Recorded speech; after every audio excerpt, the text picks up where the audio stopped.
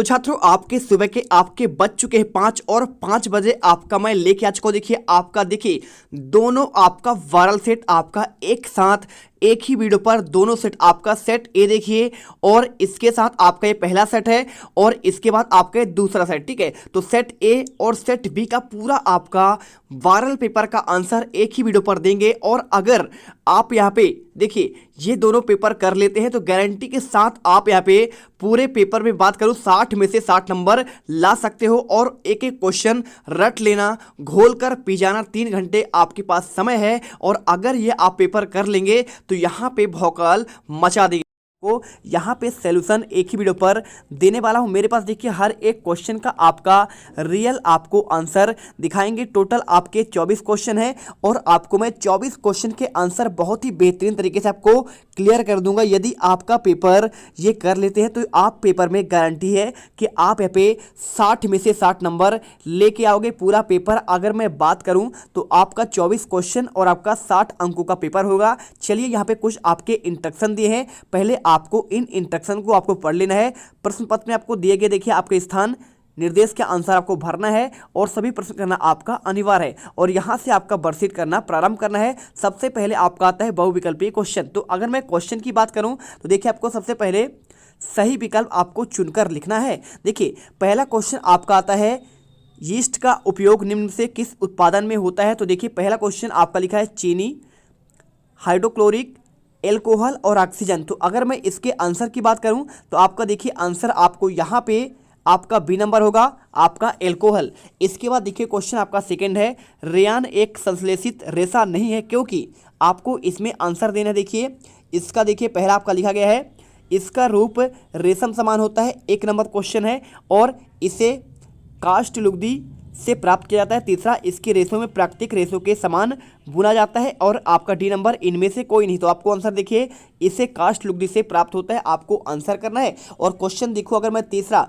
निम्नलिखित में से किसको पीटकर आपका पतली चादर में बदला जा सकता है। देखिए अगर मैं बात करूँ देखिए आपका धातु के कुछ गुण होते हैं। धातु के कौन कौन से गुण होते हैं, एक आपका होता है आघात वर्णनीयता होता है और एक आपका होता है तन्यता। तो आघात वर्णनीयता आपका जो कहलाता है उसे कहते हैं पीट कर चादर में बदला जा सके। क्या करें, पीट कर, अगर पीट कर चादर बना दें तो आपका ये आघात वर्णनीयता कहलाता है। और यदि तार में बदल दें, किसे बदल दें, तार में आपका बदल दें, अगर मैं तार में बदलूंगा तो आपका हो जाएगा तन्यता।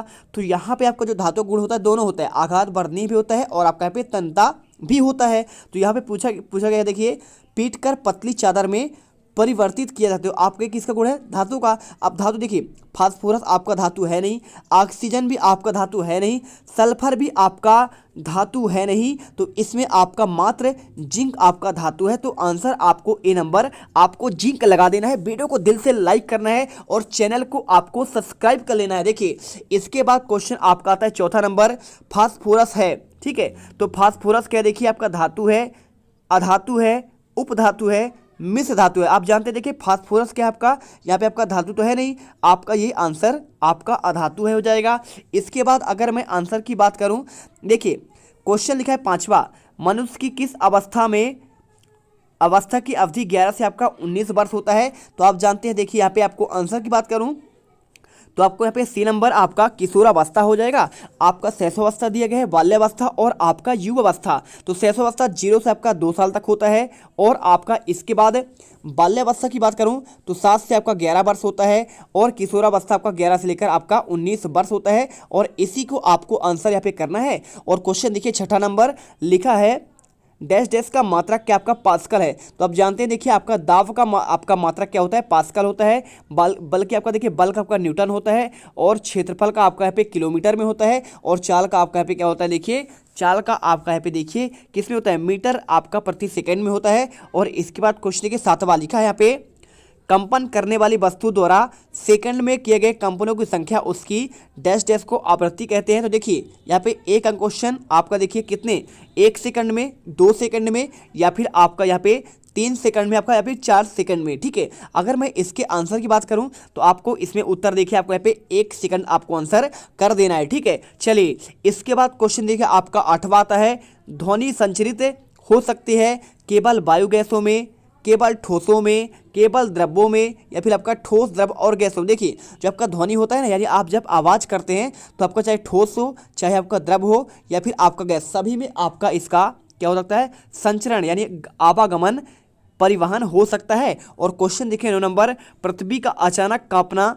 अर्थात थरथराना कहलाता है। क्या कहलाता है? देखिए जब अचानक पृथ्वी कांपता है, क्या ज्वालामुखी फटता है, भूस्खलन होता है यानी आपका यहाँ पे जमीन का खिसकना, और बाढ़ यानी आपका पानी आना। और आपका देखिए आप जानते हैं कि जब क्या होता है, कांपता है तो उसे कहते हैं भूकंप कहते हैं। और क्वेश्चन देखिए आपका 10वां, प्रकाश का किसी सतह से टकराकर वापस उसी माध्यम में लौटना कहलाता है। तो आप जानते हैं देखिए प्रकाश का अपवर्तन होगा, प्रकाश का प्रकीर्णन होगा, प्रकाश का वर्ण विक्षेपण होगा। तो आप जानते हैं देखिए यहाँ पे उसी सतह पर आपका वापस लौटना कहलाता है आपका प्रकाश का परावर्तन कहलाता है। तो आप आंसर यहाँ पे ये करेंगे। और इसके बाद क्वेश्चन देखिए, क्वेश्चन आपका लघुत्तरी वाले क्वेश्चन आते हैं। यहाँ पे क्वेश्चन 11 से लेकर आपको 20 तक के आंसर करना है। देखिए पहला क्वेश्चन आपको यहाँ पे 3 अंकों का दिया गया है। क्वेश्चन लिखा है फसल को कितने वर्गों में बांटा गया है, और प्रत्येक को आपको 2-2 उदाहरण देना है। अगर मैं इसके आंसर की बात करूँ तो आपका देखिए, अगर मैं इसका आंसर आपको बता दूँ तो आपको आंसर मोटे तौर पर फसलों को 2 वर्गों में बांटा गया है। पहला देखिए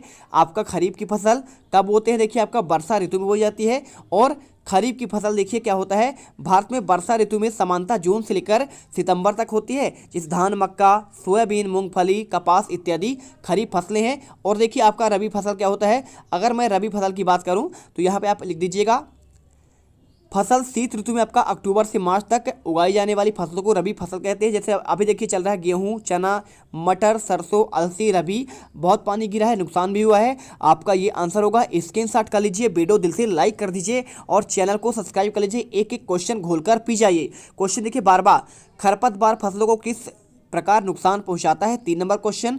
अगर मैं इसके आंसर की बात करूँ, खरपतवार जल, पोषक और जगह और प्रकाश की स्पर्धा कर फसलों की वृद्धि पर प्रभाव डालते हैं। कुछ खरपतवार कटाई में भी बाधा डालते हैं, मनुष्य एवं पशुओं के लिए विषैले हो सकते हैं। ठीक है। और इसके बाद क्वेश्चन देखिए आपका यहाँ पे 13वां आता है, प्रतिजैविक का उपयोग करते समय हमें क्या क्या सावधानी रखनी चाहिए? तो आप जानते हैं डॉक्टर की सलाह पर प्रतिजैविक की दवाई लेनी चाहिए तथा उसे दवा को कोर्स भी पूरा करना चाहिए। और यदि आप प्रतिजैविक उस समय लेंगे जब आपकी आवश्यकता नहीं है तो अगली बार आप बीमार होंगे तो आपको प्रतिजैविक की आवश्यकता होगी, उतनी प्रभावी नहीं होगी। इसके अतिरिक्त अनावश्यक रूप से ली गई प्रतिजैविक शरीर में उपस्थित उपयोगी जीवाणु भी नष्ट कर देती है। सर्दी, जुकाम एवं फ्लू में प्रतिजैविक प्रभावशाली नहीं है क्योंकि यह रोग विषाणु द्वारा फैलते हैं। ठीक है। चलिए इसके बाद आपका आता है देखिए 3 नंबर क्वेश्चन। क्या लिखा है देखिए यहाँ पे आपको, नायलॉन कि किस गुण के कारण उसका उपयोग कपड़ों के निर्माण में होता है? तो आपको आंसर करना है। देखिए नायलॉन रेशा प्रबल, प्रत्यास्थ और हल्का होता है और यह चमकीला और धुलने में सुगम होता है, अतः इसका उपयोग कपड़ों के निर्माण में किया जाता है। समझ में आया ना? समझ में आया तो आप यहाँ पे 100% आपका पेपर में ये क्वेश्चन पेपर आपको डायरेक्टली आपको देखने को मिल सकते हैं। 12 पेपर है और ये पेपर अगर आपने याद कर लिया तो आपके 60 में से पूरे 60 नंबर भी आपके आ सकते हैं, इसकी मैं गारंटी ले सकता हूँ। चलिए इसके बाद आपका आता है 15वां नंबर क्वेश्चन। क्वेश्चन में दिया है आघात वर्धनीयता क्या है? तो मैंने बताया था धातु का वह गुण जिसके कारण से पीट कर सीट यानी आपका चादर क्या होता है, देखिए आपका ये होता है आपका चादर, चादर में परावर्तित किया जा सके कहलाता है आघात वर्धनीयता। और इसका यह धातु का एक अवलाक्षणिक गुण होता है। भंगुरता भी होता है, अधातु गुण होता है, और तन्यता और आघात वर्धनीयता आपका धातु का गुण होता है। साथ में चमक भी होता है धातुओं में, है ना, आप जानते हैं ना। और इसके बाद देखिए क्वेश्चन 16 लिखा है, भारत में प्राकृतिक गैस कहाँ कहाँ पाया जाता है? आंसर देखिए आपका यहाँ पे त्रिपुरा, राजस्थान, महाराष्ट्र और आपका यहाँ पे कृष्णा गोदावरी डेल्टा में पाई जाती है। और इसके बाद क्वेश्चन देखिए आपका यहाँ पे नेक्स्ट आता है, ऊष्मीय मान किसे कहते हैं? ईंधन के ऊष्मीय मान को आपको यहाँ पे मात्रक प्रदर्शित करना है। तो अगर मैं इसके आंसर की बात करूँ, किसी ऊष्मा के 1 किलोग्राम के पूर्ण दहन से प्राप्त ऊष्मा उसका ऊष्मीय मान कहलाता है। ईंधन के ऊष्मीय मान को किलो जूल प्रति किलोग्राम या फिर मात्रक को आपको देखिए केजी प्रति केजी आपका आंसर होता है। और क्वेश्चन देखिए 18वां, कैरम बोर्ड पर महीन पाउडर क्यों छिड़कते हैं? तो आप जानते हैं घर्षण को कम करने के लिए कैरम बोर्ड पर महीन पाउडर आपका डाला जाता है। आपने कैरम तो खेला होगा और रसगुल्लो यदि आपने खेला है, वीडियो को लाइक करो यार, तब आप यहाँ पे 60 में से 60 नंबर पाओगे। और यहाँ पे चैनल को आपको हर एक छात्र को सब्सक्राइब कर लेना, क्योंकि आपने 7th में भी आप यहाँ पे वार्षिक के पेपर में रियल पेपर हमारे द्वारा पाए हैं, 6 वाले बच्चे भी पाए हुए हैं। तो आप यहाँ पे अर्धवार्षिक और वार्षिक में बिल्कुल गर्दा मचाए हैं, तो इस बार भी गर्दा मचाओगे। बस आपको जो दिया जा रहा है एक एक क्वेश्चन रटते जाइए। सबसे बड़ी कोशिका का नाम, उसका साइज लिखिए। तो सबसे बड़ी कोशिका शुतुरमुर्ग का अंडा है, जिसका साइज 170 mm गुणे 130 mm होता है। ठीक है, चलिए इसके बाद आपका 20वां क्वेश्चन दिया गया है। देखिए, किसी पृष्ठ पर लगने वाले दाब को परिभाषित करना है। तो आपका 3वां क्वेश्चन, किसी पृष्ठ के प्रति एकांक क्षेत्रफल पर लगने वाले बल को दाब कहते हैं, और इसका मात्रक क्या होता है? आपका पास्कल होता है। और अगर मैं बात करूं, देखिए पास्कल का आपका यहाँ पे जो आपका पी से आपको दर्शाते हैं, और दाब बराबर होता है बल बटे आपका यहाँ पे क्षेत्रफल। ठीक है, चलिए कर लीजिए। इसके बाद आपका दीर्घ क्वेश्चन आते हैं। देखिए आपको यहाँ पे आंसर, पहले आपको देखिए क्वेश्चन को पढ़कर आपको आंसर देना है। पहला क्वेश्चन लिखा है, उर्वरक और खाद में क्या अंतर है? तो आप देखिए उर्वरक और खाद में प्रमुख अंतर देखिए। उर्वरक एक मानव निर्मित लवण है, जबकि खाद एक प्राकृतिक पदार्थ है जो गोबर और पौधे के अवशेष से विघटन से होता है। उर्वरक का उत्पादन फैक्ट्रियों में होता है, जबकि खाद खेतों पर बनाई जा सकती है, बिल्कुल बना सकती है। ठीक है, और उर्वरक मिट्टी के ह्यूमस को प्राप्त नहीं होती है, जबकि खाद से मिट्टी के ह्यूमस में आपका प्रचुर मात्रा में प्राप्त होती है।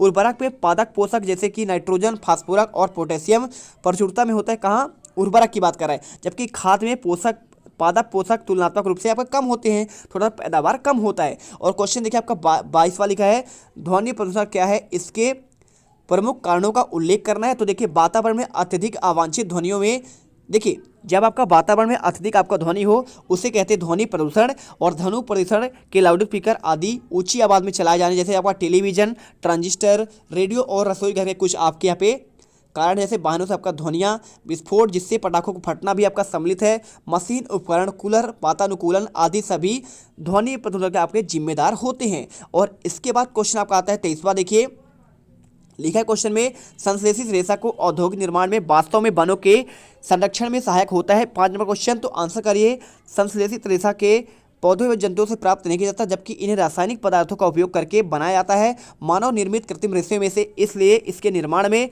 पेड़ पौधे को काटने की आवश्यकता नहीं होती है, जबकि प्राकृतिक रेशों को प्राप्त करने के लिए पेड़ पौधे को काटना पड़ता है। अतः यह कहा जा सकता है कि संश्लेषित रेशा का औद्योगिक निर्माण का वास्तव में वनों के संरक्षण में सहायक होता है। और इसके बाद आपका आता है लास्ट क्वेश्चन, पेट्रोलियम के निर्माण के आपको यहाँ पे प्रक्रम को समझाना है।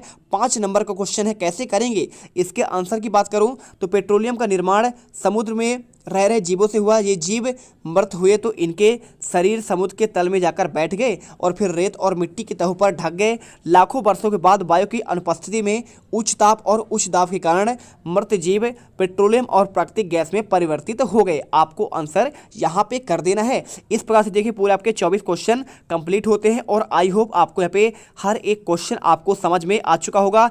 तो प्यारे छात्रों, कक्षा आपका 8वीं का विषय विज्ञान का देखिए वार्षिक परीक्षा 2022-23 का आपका यहाँ पे वायरल गारंटीड पेपर आपका आ चुका है। यदि आप ये पेपर कर लेते हैं तो आप यहाँ पे कल के पेपर में आप भौकाल मचा देंगे। सेट आपका ए का आंसर आपको मैंने पहले ही दे दिया था। आपका यहाँ पे सेट आपका दूसरा आपका वायरल पेपर आ चुका है। एक एक क्वेश्चन रट लेना, 2.5 घंटे का पेपर होगा, विषय विज्ञान है और पूरा आपका रियल पेपर है। 60 अंकों का पेपर, 24 क्वेश्चन होंगे और इस प्रकार से आपको एक एक क्वेश्चन पढ़ना है। देखिए यहां आपको सभी प्रश्न करना आपका अनिवार्य है। कुछ आपके निर्देश ये हैं और यहां से आपको वर्कशीट करना प्रारंभ करना है। एक एक क्वेश्चन के आपको आंसर देंगे। पूरे क्वेश्चन देखिए मेरे पास यहाँ पे मौजूद है। एक एक क्वेश्चन आप यहाँ पे अगर इनके आंसर कर लेंगे, क्वेश्चन 21वां, 22वां, 23वां और 24वां, सभी के आपके लिखित आंसर बहुत ही बेहतरीन राइटिंग पर कलरफुल आपको सोल्यूशन यहाँ पे मिलने वाला है। तो चलिए इस वीडियो को स्टार्ट करते हैं और कल के विज्ञान के पेपर में गर्दा मचाते हैं।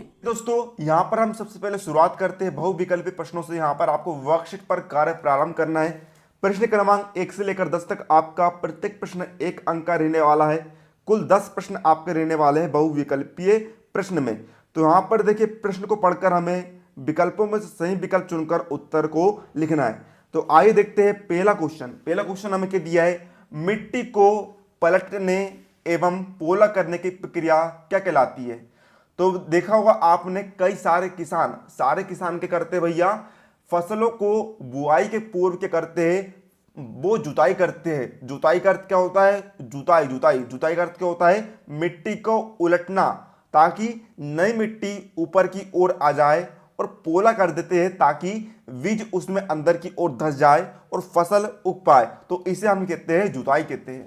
ठीक है, प्रश्न क्रमांक 2 की तरफ हम बढ़ते हैं। निम्नलिखित में से कौन सा सूक्ष्म जीव है? तो सूक्ष्म जीव भैया क्या है यहाँ पर? देखिए आगे के आपके ऑप्शन है शैवाल और आपका उपरोक्त सभी। तो अगर मैं इसके आंसर की बात करूं तो पूछा गया है निम्नलिखित में से कौन सा आपका सूक्ष्म जीव है। तो आपका देखिए सूक्ष्म जीव आपके कवक भी होते हैं, जीवाणु भी होता है, साथ में आपका यहाँ पे शैवाल और यहाँ पे सभी होते हैं, यानी आपका उपरोक्त सभी में आपको आंसर करना है। इसके बाद क्वेश्चन देखिए यहाँ पे लिखा है तीसरा नंबर, निम्न में से कौन सा प्रतिजैविक है? सोडियम बाइकार्बोनेट, स्ट्रेप्टोमाइसिन, एल्कोहल या फिर आपका यीस्ट। देखिए तो आपका जो है प्रतिजैविक की बात कर रहा है, तो आपका प्यारे छात्रों यहाँ पे आपका स्ट्रेप्टो आपका माइसिन करेक्ट आंसर हो जाएगा। वीडियो को दिल से लाइक करना यार, आपके लिए बहुत मेहनत करते हैं हर एक क्वेश्चन पेपर को आपको लाने के लिए, एक एक दिन रात आपका एक कर दे तब जाकर पेपर आपको दे पाते हैं। ठीक है, और ये आपका वायरल पेपर है। देखिए क्वेश्चन लिखा चौथा, निम्न में से कौन सा वाक् ध्वनि होने की संभावना है? छोटी लकड़ी की, छोटे लड़के की, पुरुष की या फिर महिला की। देखिए छोटी लड़की की बात कर रहा है, तो देखिए वाक् ध्वनि जो है होने की संभावना क्या होता है? आपका आंसर छोटे लड़की की होगा। और इसके बाद देखिए क्वेश्चन पांचवा क्वेश्चन, चंद्रमा डैश डैश का प्राकृतिक आपका उपग्रह। तो आप जानते हैं चंद्रमा किसका आपका उपग्रह है? आपका पृथ्वी का है, हमारा जो पृथ्वी है अर्थ है इसी का है। ठीक है, धरती का। तो आपका देखिए यहाँ पे आपका मंगल का आपके दो उपग्रह हैं, एक आपका फोबोस है और एक आपका यहाँ पे डिबोस है। ठीक है, आपने सुना होगा फोबोस और डिबोस के नाम।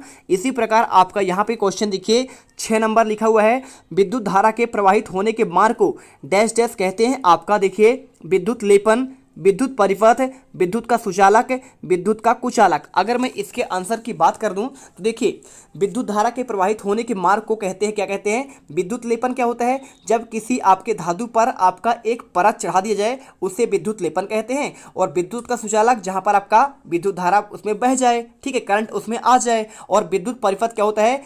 मार्ग में आपको देखिए प्रवाहित होने वाले जो आपका जो मार्ग होता है उसे कहते हैं विद्युत परिपथ कहते हैं। ठीक है, चलिए इसके बाद क्वेश्चन देखिए आपका 7वां, निम्नलिखित में से कौन सा आपका घर्षण द्वारा आसानी से आवेशित नहीं किया जा सकता है? प्लास्टिक का पैमाना, तांबे का छड़, फूला हुआ गुब्बारा या फिर आपका ऊनी वस्त्र। देखिए तो आवेशित किसे नहीं किया जा सकता? किसे? आपका घर्षण से, यानी आपका उसको रगड़ कर। तो आपका आंसर देखिए तांबे का आपका यहाँ पे छड़ हो जाएगा। इसके बाद देखिए आपका जैसे ऊनी की वस्त्र को आपको रगड़ेंगे तो आपका उसमें देखिए आपका एक चमक उत्पन्न होता है, वही आपका होता है देखिए आवेशित हो जाता है। प्लास्टिक का पैमाना भी आपका रगड़ेंगे तो आपका यहाँ पे आग आपका यहाँ पे यानी उत्पन्न होगा, वहाँ पे फूला हो गुब्बारा को रगड़ देंगे तो भी आपका होगा। और क्वेश्चन देखिए आपका 8वां, निम्नलिखित में से कौन सा जीवाश्म ईंधन है? तो अगर मैं इसके आंसर की बात कर दूं तो आपका देखिए क्वेश्चन ऑप्शन लिखा है कोयला, पेट्रोलियम, उपरोक्त दोनों या फिर आपका दोनों नहीं। तो आपको बता देना है देखिए कौन सा जीवाश्म ईंधन है। दोनों आपके हैं, कोयला भी है और पेट्रोलियम, यानी आपका सी नंबर आपका राइट आंसर हो जाएगा।